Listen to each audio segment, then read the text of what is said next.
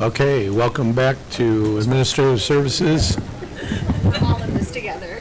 First up this afternoon, after our lunch break, is Board of Elections. Alls we ask. Okay, I'll bring up one of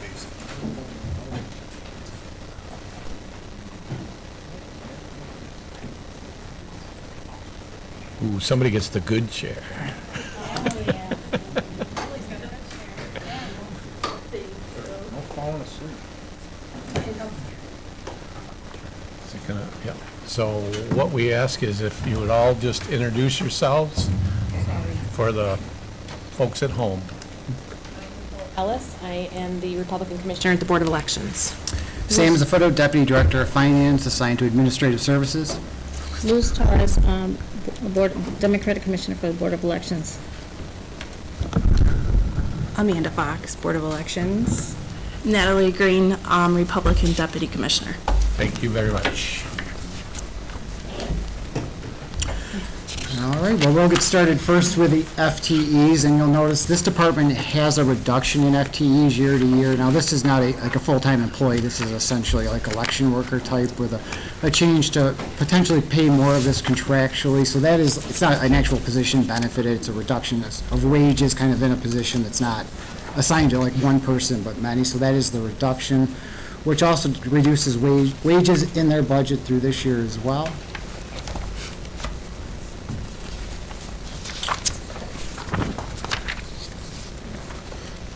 And then through the summary, obviously we have a little note about the planned reduction in temp hours.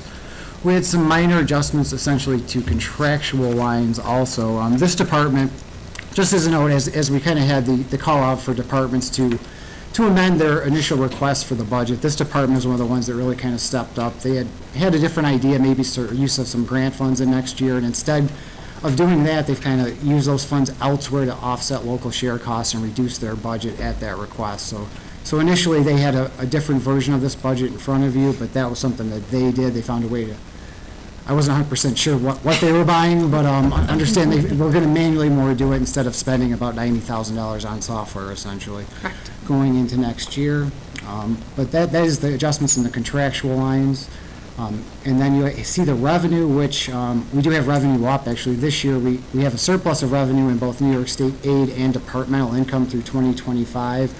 The basically departmental income is up. The New York State aid that surplus in 25 relates to the general election grant we accepted in February of this year. I kind of mentioned at that time we were unsure how much of that funding we'd get since the election obviously had happened. They've done an excellent job of recouping prior year expenses. We did not amend our budget to include that revenue, so it is a general surplus to the county. And they're also trending to finish very well under budget in 2025 as well, too. So this department really gave going into 26 and is finishing 25 is one of the stronger ones I have.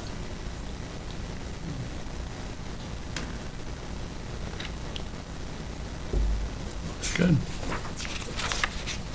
Is the New York State aid, is the New York State aid tied to anything other than population? Do we know, was that contingent on anything, or was that just a certain amount they gave to each county?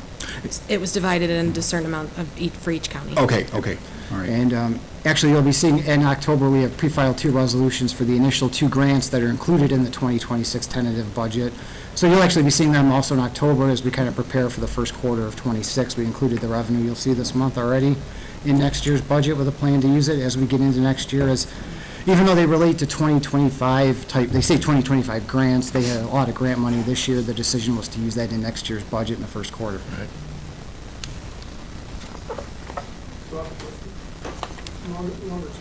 I don't quite understand the ins and outs of the legalities of it, but if we go to every other year elections as opposed to every year elections, A, is the state going to cut our funding, and B, do we save any money? I don't see how we save any money, and I can't answer the first question because we don't know year to year what they're going to offer us until normally when we go to conference every year. And we usually find out in the summer, just like we did, much like this one. It was roughly $30,000 for one of the grants, and the other one was roughly $9,000. So going from elections every other year, or from elections every year to elections every other year doesn't save us anything? I mean, that gets advertised in the press relatively frequently. Well, our ballot is going to be bigger. We have to have more paper. We have to think ahead. We have to possibly buy more printers for on-demand. It creates a whole nother set of issues. Okay. We You just, saw that ask since, that's it's being sold that way. It sure is.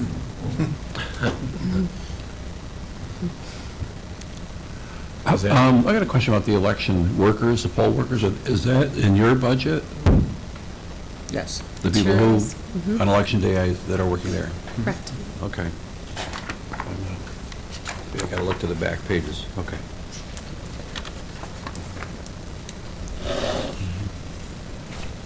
So my question is that a done deal? The election? Court was 2.5 weeks ago. We're still waiting for the Decision? decision. But they had decided once to not allow it? Okay. Sorry, I'm not asking for legal opinion. I have my opinions on it, but I'll keep that to Wow. And what's the increase in vehicle rent lease? That is, they rent from Ryder. We laugh because we've had some trouble with the vendor of getting rates and invoices corrected, but really that increase is based on their need for rental and the pricing we're seeing through that agreement.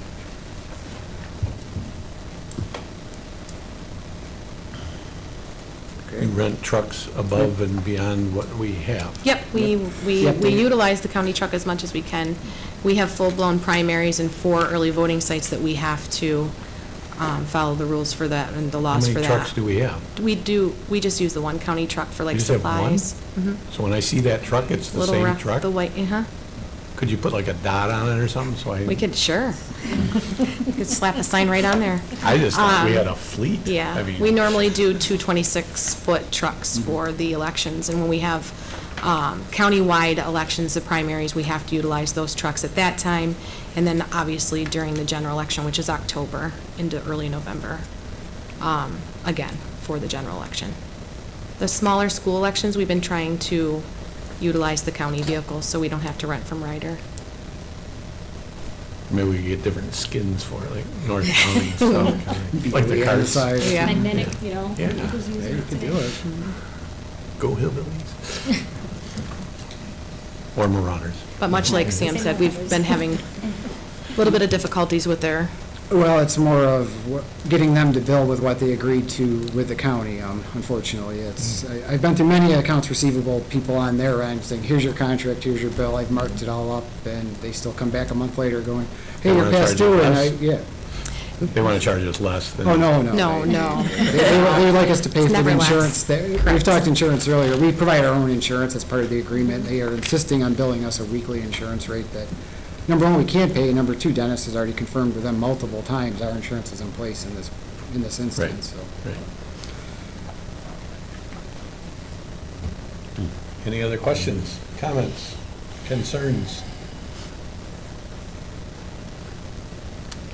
There you go. Thank you. Didn't hurt a bit. thank you. Nice to see a reduction in the local share. Good job. Thank you very much. Of course. Good afternoon. And now we got another. She will, is this the county clerk next? Yes. She will be here at 1:45. 1:45. Yeah, I messaged her. I thought we might be ahead of schedule. Are you everybody this afternoon? I am, yeah, you're stuck with me the rest of the No, day. that's fine, yeah. It could be worse. Yeah, could be better, though. Get your coat hanger back. Are we gonna take a break from this, Olivia, or are we just gonna? Yeah, let's take a break. Nope, Kitty, Well, I have a follow-up on the OTV revenue, if you'd like me to share that. we're ready. We're all ready. Excellent. You have 6 minutes. Or more. Take your time. Thank you.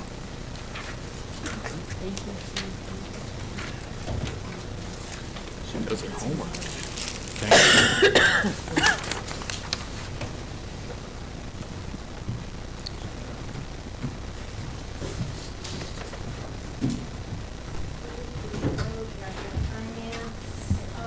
So this just gives you the last couple of years' revenue by month. The shaded bar on the bottom is the actual total for the years 22 through 24. And then the 302,800 is what we've received through September. I just calculated a rough projection with the assumption of using our year-to-date actual plus the same amount we received in the last 3 months of 2024. That totals $387,000. Our current year budget is $440,000, so this is showing we won't meet this year's budget unless something's really changing, although it is football season, so maybe there'll be more online betting this last quarter of the year. So that is consistent with what we've budgeted for next year.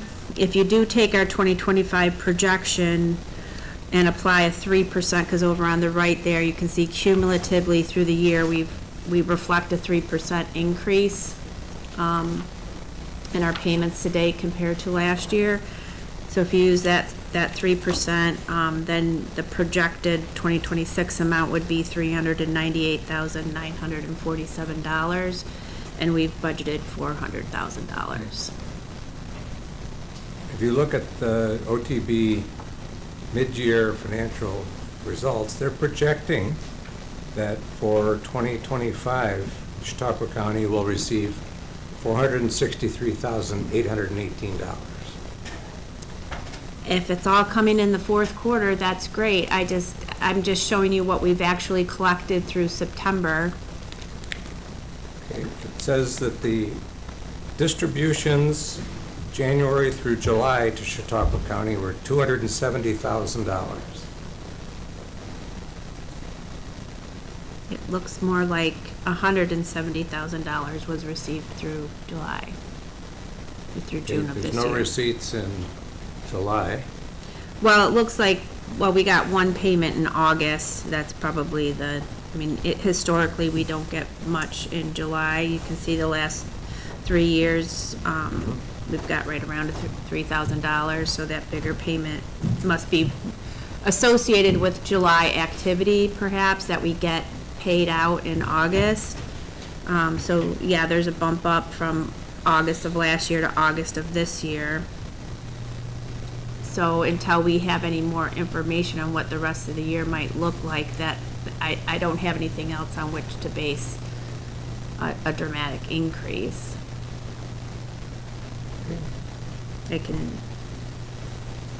I'll keep an eye out on it. But the report suggesting that these new results are anticipated in the second half of this year. Distributions to member municipalities are on track to record growth in 2025, with nearly every county and city projected to receive 40 to 50% more than last year.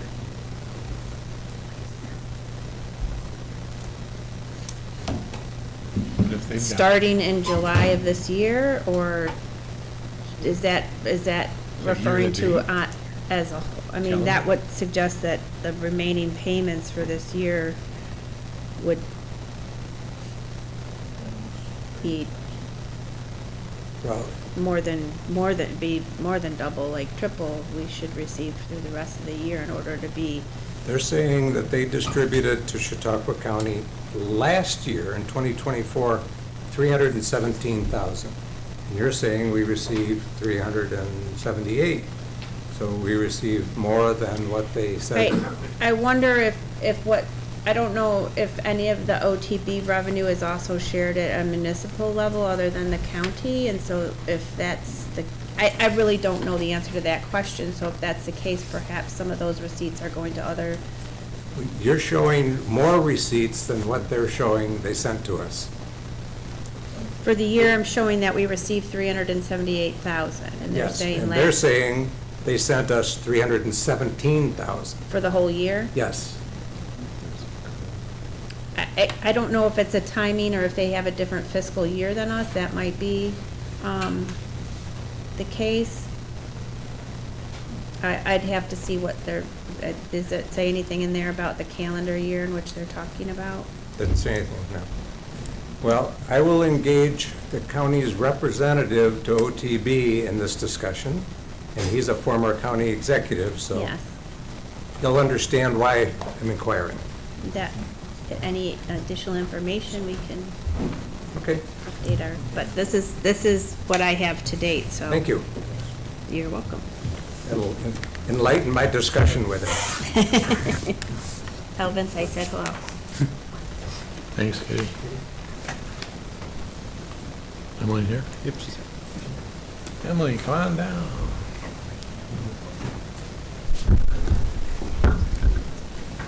Next up is the county clerk. Please introduce yourself on the microphone. Hi, Emily Blevins, Deputy County Clerk.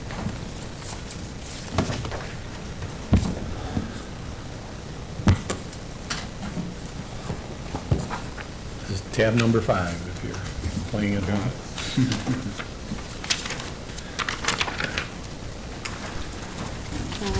We've been starting with FTEs. Okay, so we have no increase or decrease in FTEs planned for the fiscal year of 2026.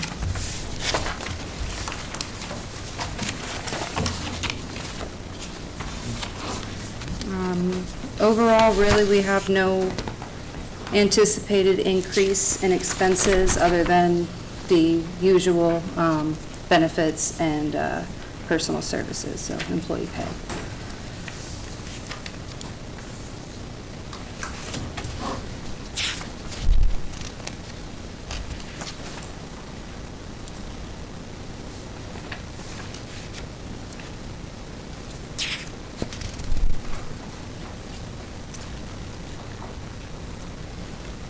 Okay.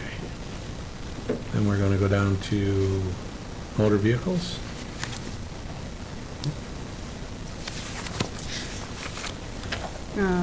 That is essentially the same. We don't anticipate any major increases in any of the expenses other than The personal normal. services, employee Yeah, pay. the contracted increases. Correct.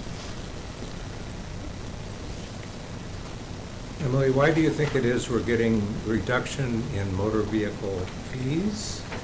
And I understand New York State is in charge of that now, but it looks like you're projecting this year they're going to be down from previous years and similarly next year. Well, it has to do with when registration renewals and license renewals come into play. It does look like there will be a slight increase in 2028, 2029. That being said, with 2025 being the year that the Real IDs officially went into place, we will probably see slightly higher revenues for this year than what was originally projected, just because people were renewing at a time where they wouldn't normally renew. But we are still trending, I mean, as of today, we're under 700,000 through September, so we are kind of trending. Right. To make budget, it's going to take a, kind of an increase in the fourth quarter from what we've seen the first 3 quarters this year, essentially, at this point. Which realistically is likely, just due to the holidays coming up. People are going to travel more. People who are inconvenienced by not being able to get on a flight will come in, get their Real ID. So those people, the last holdouts that haven't gotten it done so far this year. But really, I mean, you don't typically go to the DMV if you don't absolutely have to. So that's pretty much why we go with what the state anticipates based on the schedule for renewals and registrations and licenses. The new show that's coming out will probably help the DMV a lot. I Did you just see saw a there's commercial new- for that show? yesterday, yeah, it's a comedy Okay. set. And it's not like a positive No. DMV I mean, show. Are there years that there's like more license renewals, or did they try to spread that out, or how? it really just depends. So most people, depending on your age range, as like 10 years for renewals. So if you got your license at 16, you're not coming back until you're 26, unless you have to for some reason. Typically with, an upgrade in the license class. So there was no way to spread anything out, it just kind Not of really. happens. No. And then honestly too, with Easy Passes, most people, I think we discussed this last year actually, most people already have Easy Passes, so they aren't coming in to get Easy Passes from us anymore because they just have to replenish their funds Right. online, so we're not getting that fee anymore either, for now. Yes. How many people work in the clerk's office here? The clerk's office, Yeah. we have 5 people right now. It'll be 6 next year with the new, well, we have 6 people. So, and 6 next year. And then we have 1 person currently in records and 2 positions to be filled in records. This year was a little weird. As some of you know, I was out on maternity leave, so there was a period where I wouldn't be able to train somebody, and then now with the new clerk coming in, we figured we'd wait until they're here to assist in making the decision to fill those positions. So what percentage of your job do you think you spend on, like, the motor vehicles department? That always seems like the biggest, maybe, I don't know, is the biggest part of the clerk's job, or the record keeping, is that? Honestly, a lot of the motor vehicles part of the job is determined by the state. I did just submit updated job descriptions to Human Resources in the last month and a half. As some of you know, there's kind of a hold on hiring and updating of positions at this time. And then, once those go through, theoretically, we will be able to better staff based on the requirements of the job. Some of the positions have not been updated since the early 2000s. One of them had not been updated since the 90s. So I'm hoping that with the update in the job descriptions, we should have smoother sailing within the DMV office. That being said, it's kind of a cliche to hate the DMV. That's one thing that everybody has to deal with, no matter what. It really is, they're always better than I anticipate walking in there. That's They really great are. to hear. And honestly, we are focusing on customer service because obviously, some of us know exactly what forms we're going to need when we go in there, but most people don't. So a lot of it is just being compassionate and empathetic, understand that people are taking time out of their workday, in most cases, to come in, possibly wait in line for an hour or so, and then find out that they don't have a certain form and have to come back. That can be frustrating, yeah. Oh, yes, and we've all experienced it. So as far as the clerk's responsibility in the DMV office, it's really mostly just staffing and then making sure that our people are up to date with policies. We do have a DMV administrator who's responsible for training and making sure that all changes and procedures are communicated to each of the staff. And then with that too, we also occasionally run into the issue of turnover. It's not for everybody doing that job, so we do have people, they come, they find out it's not for them, they go someplace else, which is a casualty of every type of job, so. Right now, I feel like we're in a pretty good spot, though. It's just what'll happen next month. Yeah. Yes, and we had a conversation about training, possibility of training, future training. Would you think that'll affect the budget? Would it be, you think it'll cost like an increase to do these trainings in the future? Almost certainly, yes. In order to have people, per our conversation, we were trying to make sure that at least one person on staff, even if it's just the supervisor or acting supervisor, if there's an assistant supervisor position, to make sure that they would potentially be able to interpret a legal document such as a power of attorney. In order to do that, you have to have somebody that the county attorney would trust to interpret said document, which would require training that we have not figured out yet. And then honestly, with that, that would have obviously increase the requirements and the skill set needed to fill that position, which would in turn increase the expense on that employee. Great.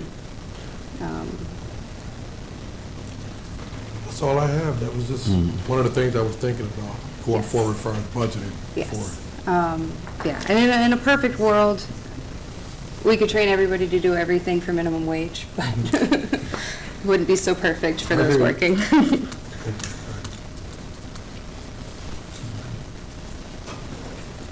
Anything else on DMV? What channel is that gonna be on? Just kidding. It had to have I'm been. gonna have to Everyone watch it, I would've might saw have some commercial. notes. Yes, maybe. Dates on weights and measures, how's that going?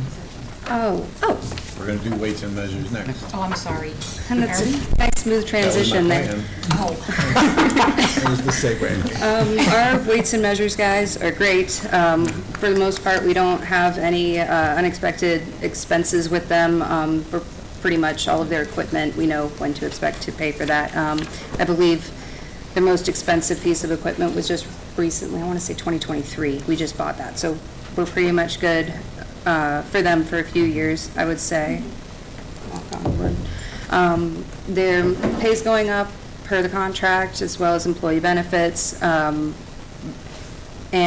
well, that's expenses. So expenses, everything's pretty much standard as it is every year. Revenues are going down, and that is because we have lost several stores. I believe it was 7 Rite Aids, 2 Big Lots, something else. Joanne Fabrics. Joanne Fabrics is the other one. So because we lost those, we lost our annual fees that we get with their retail part of the establishment, as well as for like Joanne's Fabrics, they've got the measurement and all of that that has to be regulated, so we'll lose those fees as well.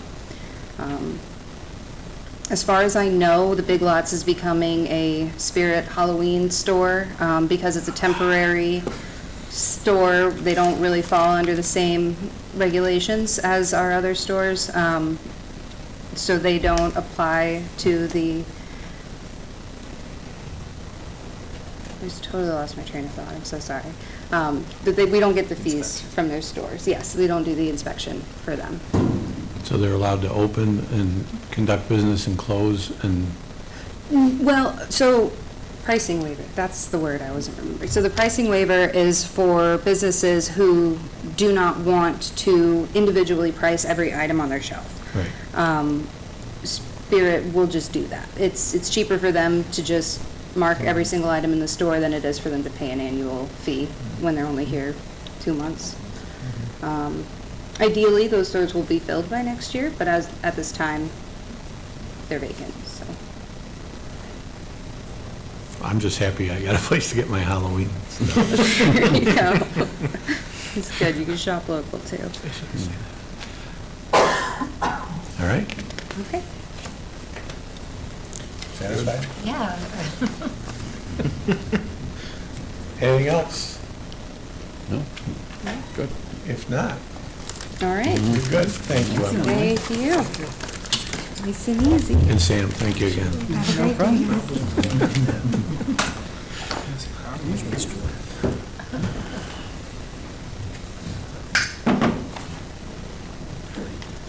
Is anybody, We're 45 minutes early.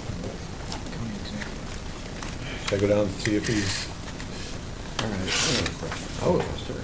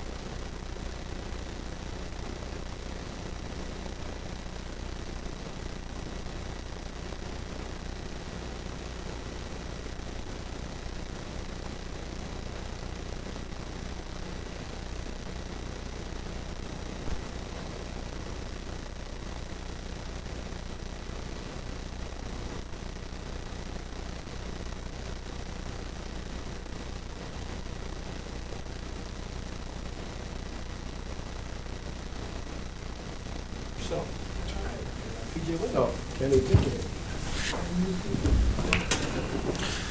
All right, we can start kind of as we have with the FTEs for his office. His looks a little different.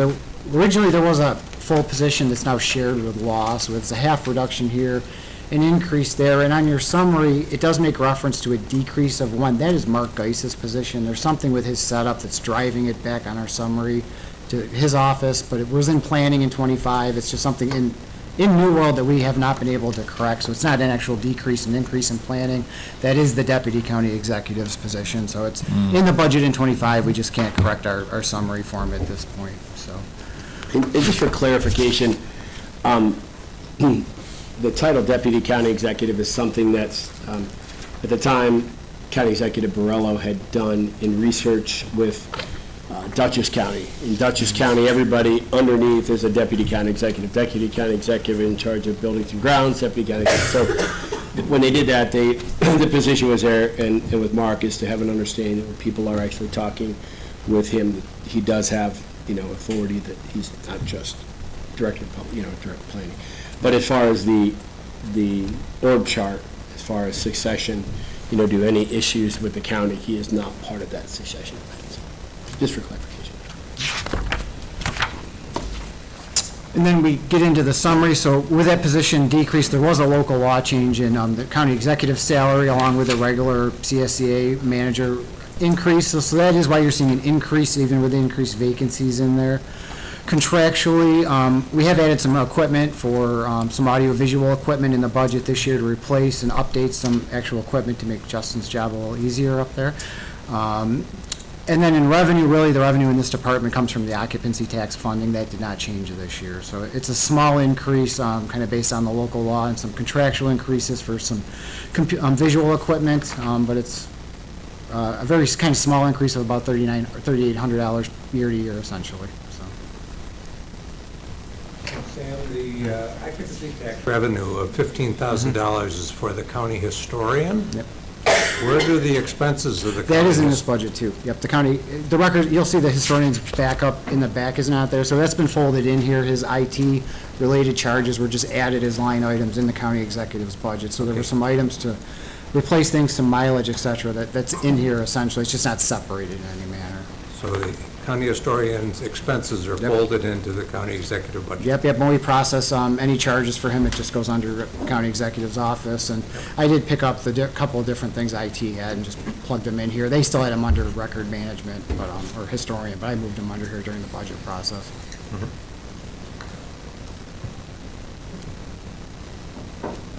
Making more trips to Albany lobbying for us, we see the elections going up. Yeah, there is. So, there are, more. I've been appointed to the board of directors for NACO, National Association of Counties, so we have a seat at the table there. I'm on with NYMER and with, actually, I take it back. With NYMER, that is covered by NYMER, so those expenses are. But other times with NISAC and the other boards, there's increased travel to Albany. We expect to see, million% of return in revenue from this expense. Yeah, one of the things you'll see is we did increase a membership to the Great Lakes St. Lawrence Seaway Cities. It's a cities and counties initiative. I've been recently co-chairing a committee with Chris Ronayne from Cuyahoga County in Cleveland. And the cost of that, actually, any of the towns along Lake Erie, town of Westfield, Ripley, Portland, Dunkirk, City of Dunkirk, Hanover, Silver Creek, anybody that, or not Silver Creek, if anybody that has Lake Erie shoreline, we are all eligible for grant assistance. So technical assistance and grants, which the City of Dunkirk is already encountering with the Wright Beach Park. They do have a project that's been underway, and that membership of that has gained them technical assistance from Great Lakes Seaway.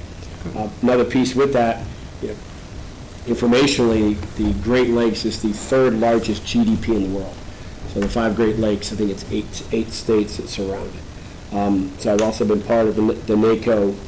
It's going to be a startup for the Great Lakes Caucus. But again, it gives us a voice at the table, especially. Everybody goes to Lake Erie County. Well, we have more Lake Erie shoreline than Erie County.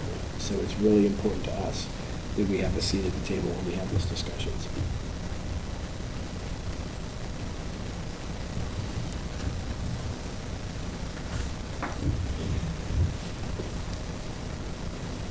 The Great Lakes are what percent of world GDP? It's the third highest GDP in the world.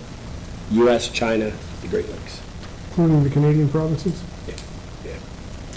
50 million people employed on the Great Lakes, not ancillary services, but, shipping, docks, launching, et cetera.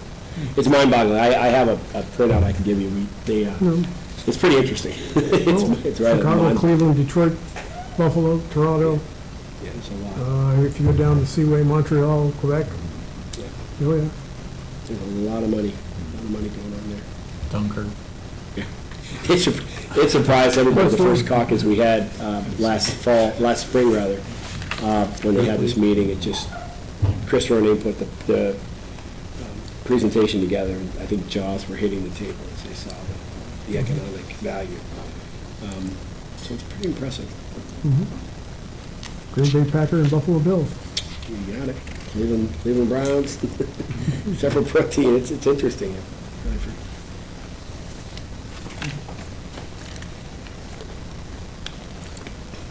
Anything else? That's all we're getting. Sounds good. Thank you, everybody. Thanks, Sam. Thank you.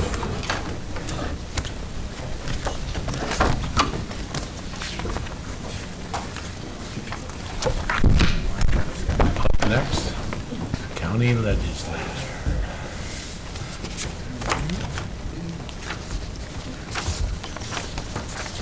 Oh, boy, do we have questions for this? Sam, get ready. We're ready. I'm ready. One, Yeah, number one. and in our hearts.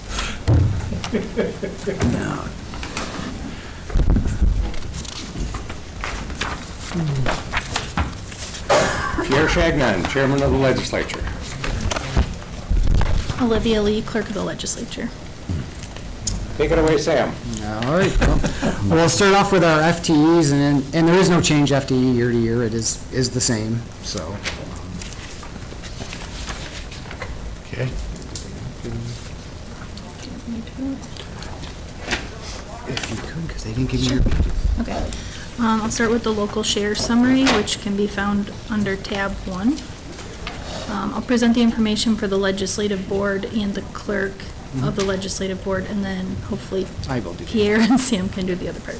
Okay. So the legislative board's local share has increased by $124,135. The clerk legislative board share has remained nearly the same, with a small increase of $194. On the next page, you'll find the tentative budget summary for the legislative board. The majority of the increase is due to personal services, primarily reflecting salary adjustments scheduled to take effect in 2026, following the adoption of Local Law 12-24. Additionally, contractual costs have risen. The increase is driven by projected higher expenses for mileage, legal services, and computer software, as determined by the IT department. Next, on the clerk legislative board summary page,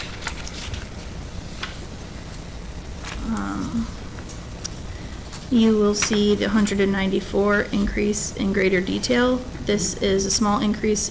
There's a small increase in personal services, which is offset by decreases in both contractual and employee benefits.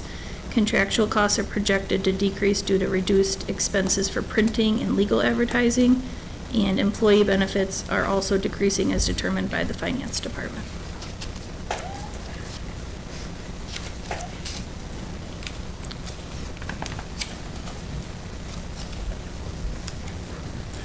In the next department, which is the conflict administration, that is our assigned counsel program. Essentially, that budget mirrors the funding we have eligible through our current ACP program.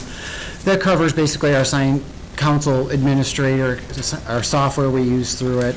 There are a bunch of other different fees associated with this program. Traditionally, the county has not had things like, they call it a specialized service, where an investigator is assigned through the assigned counsel program. It becomes the county's responsibility to pay it, but then we get 100% reimbursed through the ACP program. Well, we are now starting to see investigators, we're seeing therapists, there's a lot of other things and add-ons that my group's handling, and I'm working with ILS to figure out the proper manner of reimbursing, whether, we're going down the right way, but we will see some increased use of this funding as we go forward, just based on, I'm now starting to actually get invoices signed by a judge telling me to pay for an investigator or some other things. So that is 100% reimbursed to us. The next piece in the next sub-department is where you get your vouchers for the assigned counsel program.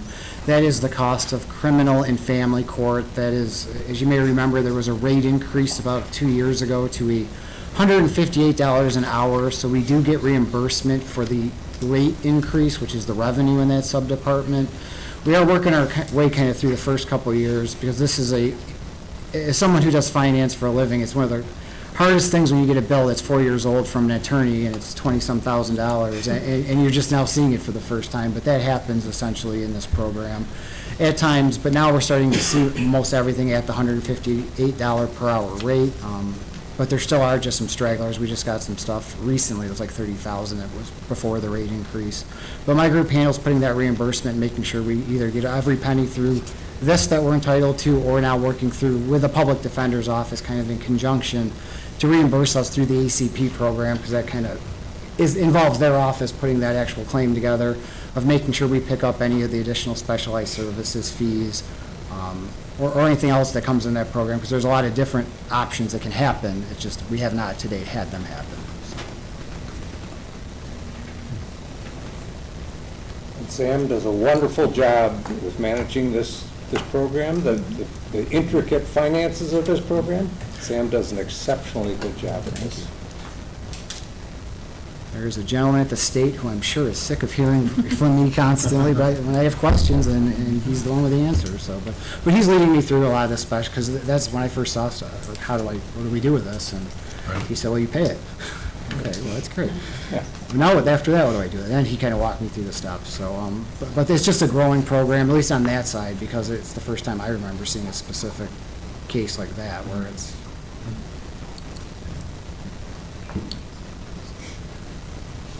Okay.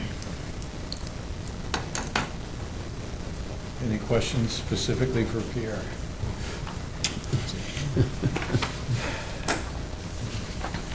I'm trying hard to think of one.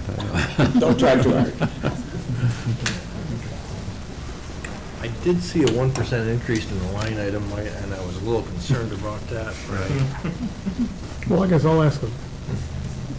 And is the increase due to the decrease of the increasing? That was caused by the decrease? Yes. Yes. I'm going back to 1974. All right, very good. Why is this in the legislative budget as opposed to the attorney's side of things, legal side of things?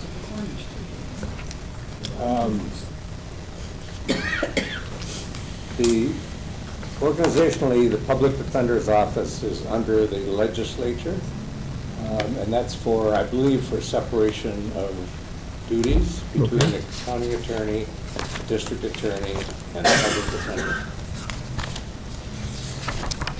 Okay. Well, all right, maybe separate equipment. Why did, I'm just thinking, where's the potential conflict of interest? What's the division of duties for? Between the public defender and the district attorney? Well, yeah, those two go against each other, so it comes to the legislature to Yes. break the tie, okay. That's by our charter, that's by Yeah. charter. So the legislature appoints the public defender. Okay. And the DA is elected. Yes. I wonder why they wouldn't elect the public defender. That's the way the charter was established. That's the way it was written, yeah.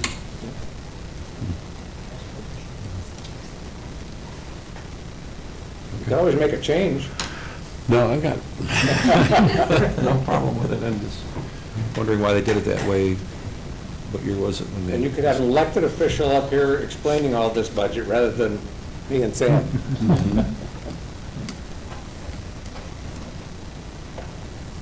Good? Okay. Okay, thank you. Up next, the county attorney.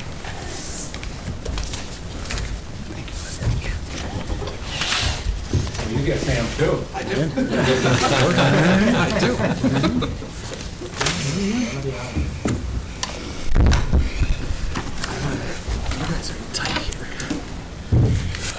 Good afternoon, I'm Morgan County Attorney. Thank you. So our budget changed a lot from last year, and I expect a lot of questions, which are all, I think, going to be very valid and very warranted. I'm just going to start with a brief overview of what Sam and I in the budget office were discussing in putting together this budget. My office does have 2 FTEs. Right now, we're calling them 2 paralegal spots. One is a paralegal spot that we were not able to fill out this year, but we are expecting to do it next year, and another one is a spot that either will be benefiting DSS legal, their side of things, or if we can, we might merge these two to hire another attorney. So this is now where we don't know, because we don't have a whole lot of candidates to work with right now. So for now, we decided to break it into 2 paralegal positions that will be as equally useful, if not more, as potentially 1 new attorney position. You will see that our budget has, for lack of better term, skyrocketed this year. There's a couple of reasons for that. One, the office that I found here a year and a half ago has been restructured when it comes to staff, when it comes to outsourcing certain legal services, when it comes to sharing our staff with DSS Legal, that we're very, very deficient with staff this year. And more or less everything that we're handling is something that is either urgent, and if it's not urgent, then it's extremely important and needs to be done with a lot of research and a lot of focus. That said, we did hire a lot of attorneys. So I have taken over an office that has been established for probably a decade at this point, that had attorneys who were very comfortable in the office, along with their leader, who has been here for many decades. Once I step in, after Mr. Slagle left us, we have basically retained Ms. Wright, my first assistant, as the most experienced attorney. Everybody else right now, it has been a long battle. We had to recruit a lot of people. Our staff is fantastic, don't get me wrong, but our staff is also young. Our staff needs extensive training, and they just need time to settle into their positions and to know what they're doing. To get there, unfortunately, we had to outsource a lot of the legal services that the office has tackled ourselves in the past. To do that, we had to employ outside law firms. A couple things happened there. One, our scope of the things that we outsourced has increased. We have done that deliberately, and we have done it hopefully, as Sam and I discuss this every couple months, on a temporary basis. We are hoping that we can take some of these services that are currently being outsourced to other law firms back to our office now that we have full staff, more or less. Another thing that happened is the market out there. The attorneys that we have contracted in the past or had to retain going forward have more or less doubled their prices since the last time these contracts were in place. So just to give you a frame of reference, we are talking, from having a contractor do hourly work for us for $200, $250 an hour to now $400 or $500 an hour. These are rates that are prevalent in the state. So these are not special rates that we are getting because they can. These are rates that a lot of the attorneys at this point are charging, and we simply didn't have a choice. We looked into a couple. We were going for the most experienced and best attorneys we could find, but a lot of the ballooning of the cost is due to that. Another thing you will see in our budget is that we do have some reduction in revenue. One of the things that we had to outsource was the land bank that usually brings around $30,000, right, yearly to our office. Because of the work that they did and because of the urgency of the work they did, and they have to a certain degree some independence in making the decision as to who they want to contract, they decided to go with a local firm in Jamestown. We have reached out. I know that my first assistant has done that and said, hey, listen, starting in 2026, we are ready to take you guys back if you want to come back. We'll see. The decision is theirs. They have now a contract over there, so we'll see if we can get them at the beginning of 2026 or maybe some point later. We would like to have it because it has traditionally been within the scope of the county attorney's office, and it does bring us revenue, obviously, which is always good. However, we did not have the capabilities to keep them this year. So what we're looking at in 2026 is, to a certain degree, continuation of the plan we've been doing so far, but also you will see that we're budgeting less for contractual services. We are anticipating less for contractual services than we did this year, because we're hoping to bring a lot of the scope of what we do back into the fold and into our office. Sam, did I miss anything? No, that is pretty much, because obviously we just did a budget amendment this month covering contractual and using some payroll savings, and that really is, it's the vacancies this year, and now we're kind of in the training period, but the idea and the reason you don't see the contractual or legal services budget higher in 2026 is the idea that the plan is essentially to do more of that internally. Now, obviously, if something happens or, because I will be honest, she's kind of had, every time I get an org chart, there's different names or people in spots, and she's had a real year of trying to manage this, so hopefully next year people just kind of settle in, she's got the people in, they pick it up, and we outsource less. Yeah. That would be the goal.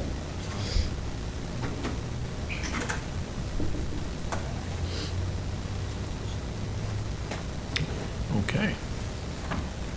So, see if I read this right, from 25 to 26, personal services from roughly 880,000 to $1,340,000, and contractual from 217 up to 248.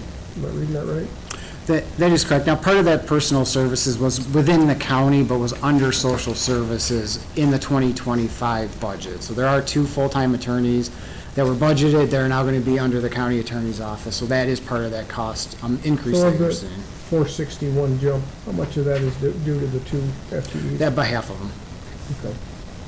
So we'd otherwise be up 230 instead of 460 in that account. All right, thanks.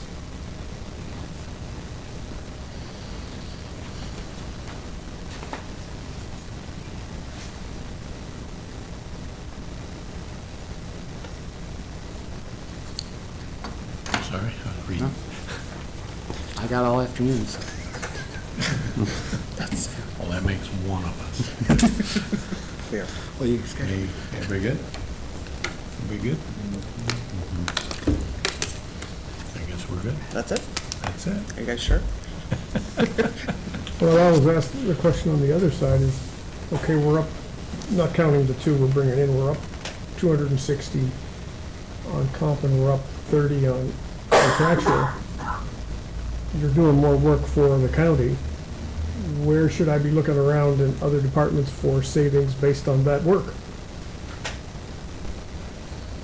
I'm not sure I understand completely your question. Well, we're obviously, maybe that's not, my assumption isn't quite good. No, you're good. How does this, we're adding resources to this, and we're obviously doing it for a reason.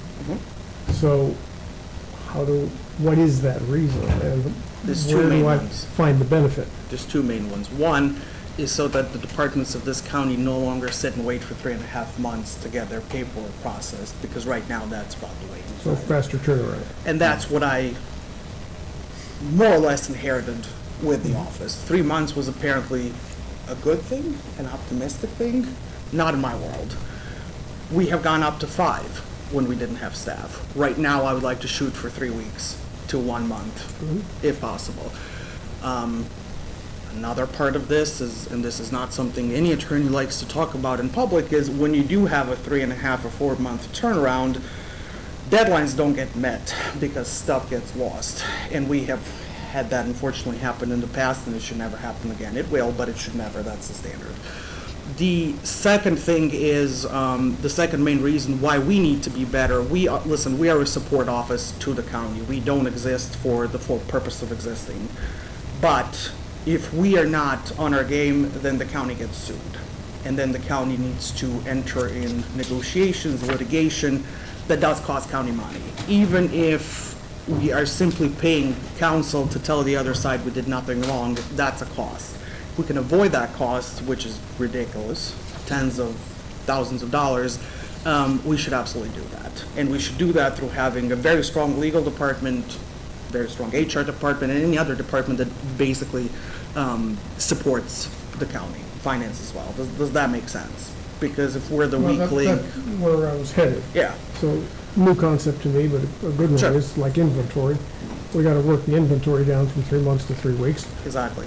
That's a one-time expense, but once we get Sure. down there, that's good. And then by virtue of working that inventory down, we can be more responsive, more proactive, get sued less, have fewer outside legal costs. Exactly. So then my more difficult question, and probably too hard to answer, is where do I look for those reduced other legal costs? Across the board, I imagine. Yeah, that's not my place to say, forgive me. I It don't would know be enough. multiple departments, though, because there were some, I mean, it would be the districts, it would be actually the county tax office. I mean, there's different spots that departments are having legal fees. Most of it's under her office. There are some that, in their budget, are absorbing it this year if possible, but really, I would look more towards the districts, maybe towards finance ourselves. Thank you. Fred, I can elaborate on something that Anna touched on, and that is the turnaround time. For years, we suffered with months and months and months to process a contract. Processing contracts for work that needed to be done, we would wait months. And to Anna's credit, she has now addressed that and got that into a reasonable realm, not days like I would like to see, or weeks, but Could be better. but a whole lot better. I have talked to contractors in the community who have told me point blank, I will no longer bid on work for Chautauqua County because it takes so blinking long to get a contract. It's not worth my effort to even bid. There. Anna has addressed the issue and is fixing it. I have been a victim of that over in the next county, Erie County, Pennsylvania. They couldn't get their contracting straight on fixing that bridge on Route 20. And we've sat there losing customers for the last year and a half. So, I understand. Yes. And it could be anything. It could be, from my last New Year's Eve, I was here with one of our paralegals, and we were working on a contract that fell through the cracks, and it was about transportation of older people. And if it hadn't been done that day, we would have faced embarrassment, consequences, penalties, damages, you name it, and it had to be done. And right now, thank you, Pierre, but we're not there yet. Like, right now, we're functioning on a scale where I basically beg the department heads to call my personal cell phone or text me personally to tell me if something is approaching the deadline and they haven't heard from us. And that's not how we should be operating. This is a putting out a fire measure, but going forward, this is why all this is being done, so that there's actually a process where everybody can just jump in and take over, instead of guessing who's doing what, who didn't pick up the phone, or did we just not have time to get to it. It's a big problem, I'm not gonna lie, so. I can certainly sympathize with, where did that contract go? Everybody can. And I'll reiterate too, it's been nice to know that it's getting better, and we still have some growth to do, and I appreciate that, because, serving in different various committees or different projects or doing different things, you hear it, you run across it, where's this stand, where's that, well, it's kind of illegal. been tied up in legal. Yes, right. It's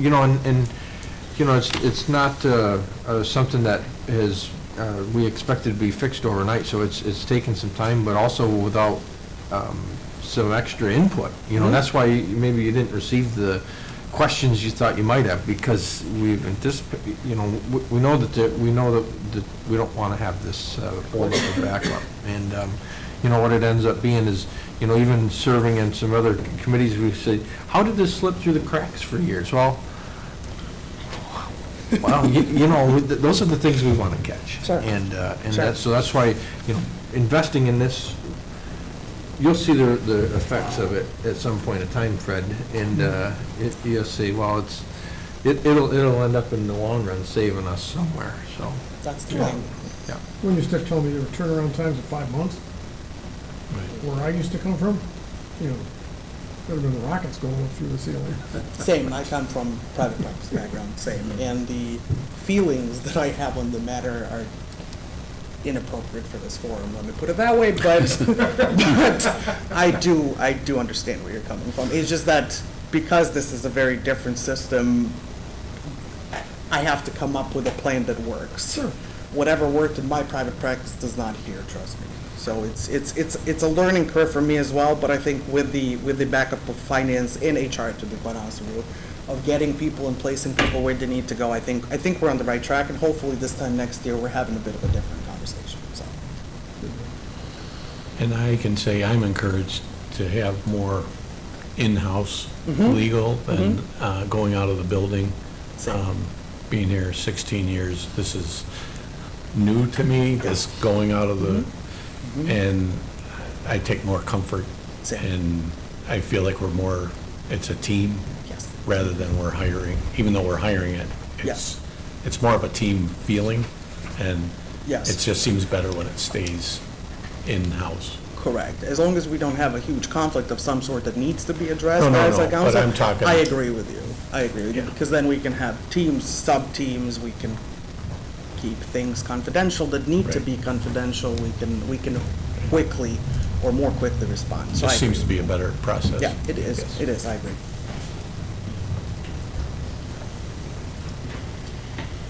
You good? All right. Thank you all. Thank you. Thank you, Sam.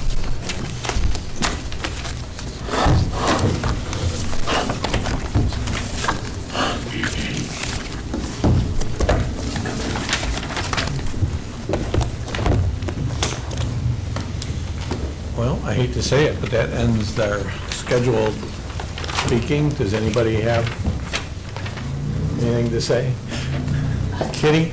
I just was Googling the OTB stuff, and just recalculating some things. It does look like they're on a different fiscal year. Did you say it was like 317,000 they reported for '24? Yes. Yeah, so that is the receipts for April '23 through March of April of '24 through the first quarter of this year totals 317,000. So, They're off shifted a quarter. yeah, so that their fiscal years lines up with the state fiscal year apparently. So if I recalculate a projection for 2025, the months April through September of this year appear to be running at a cumulative 35% increase over last year. So if I project out fourth quarter of this year, you know, our 2025 calendar year receipts would be estimated at $417,000.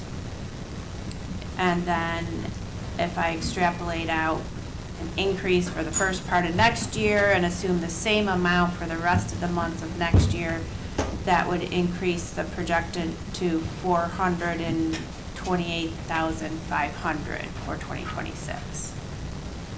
Why do they lump, whatever it is, at quarter end or something? We'll go 2,000, 2,000, 100. Well, there might be quarterly payments, and then the other months might reflect some other fees So or it sounds something like a like. quarterly. Yeah, they generally appear to be on a quarterly payment schedule for the bulk of If the it. November quarter, was 24 versus 23 just dropped. Yeah. So I'll reprint this and have it for you for Friday. Thank you.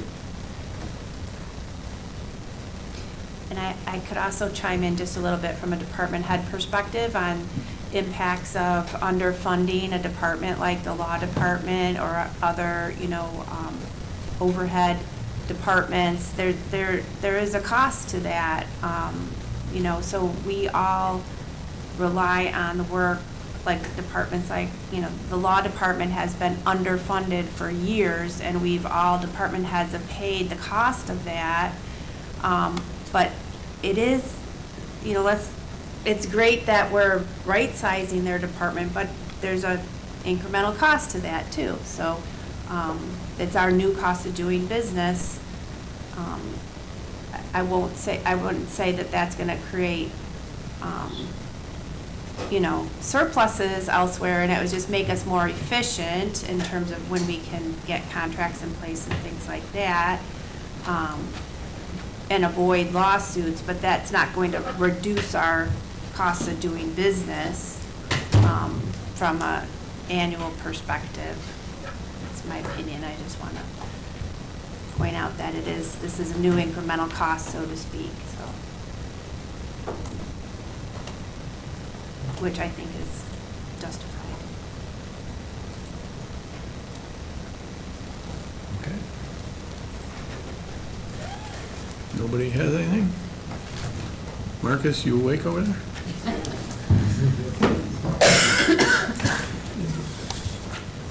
Okay. Then I guess we can adjourn. Motion to adjourn. Motion, second. Third. All in favor? Opposed? Carried. Thank you.